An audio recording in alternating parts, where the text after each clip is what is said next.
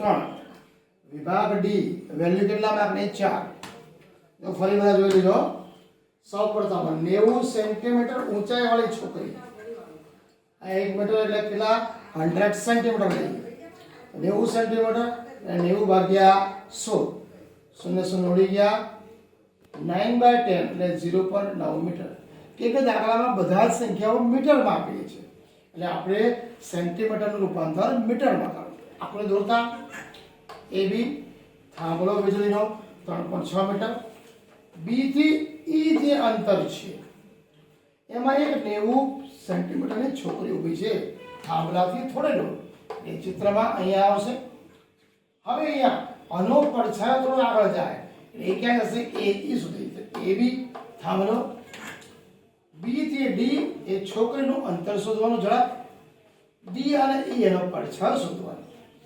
તો અહીંયા સંપૂર્ણ દાખલામાં જોતા તો બે ત્રિકોણ બને છોકરીની ઊંચાઈ 90 સેન્ટીમીટર મીટરમાં 0.9 થાંભલાની ઊંચાઈ ઓલરેડી 3.6 મીટર આપેલી છે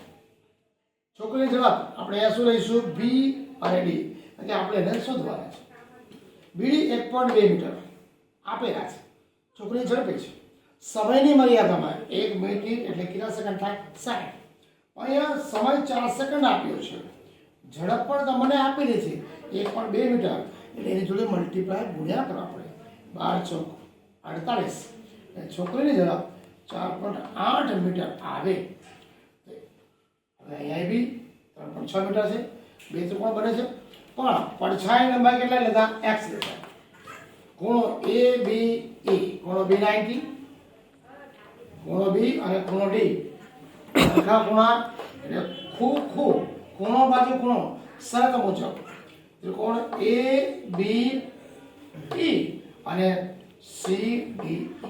બંને કેવા છે સમરૂપ ત્રિકોણની વ્યાખ્યા મુજબ b e છેદમાં a b છેદમાં d AB છેદમાં CD B 4.8 વત્તા x છેદમાં D બરાબર x AB 3.6 CD 0.9 4.8 વત્તા x છેદમાં x 3.6 એટલે એકમ દશક છેદમાં એ પ્રમાણે આ દશક ઉપર છે 10 ઉડી ગયા 9 ચોક 36 કેટલા મળ્યા 4 4.8 વત્તા x છેદમાં જગ્યા થશે ગુણાકારમાં એટલે 4x થશે વત્તા x કેવા થાય ઓછા તો 4.8 બરાબર 3x આવશે 3x x જોડે ગુણાકાર 3 16 3 48 પણ કેટલા આવશે 1.6 મીટર એટલે x ની વેલ્યુ છોકરી કેટલા 4 સેકન્ડ પછી આપણને 1.2 મીટરની ઝડપે જાય છે એટલે કેટલું અંતર કાપશે 1.16 મીટર આમ 4 સેકન્ડ પછી છોકરીની ઝડપ 1.6 મીટર જેવું મળે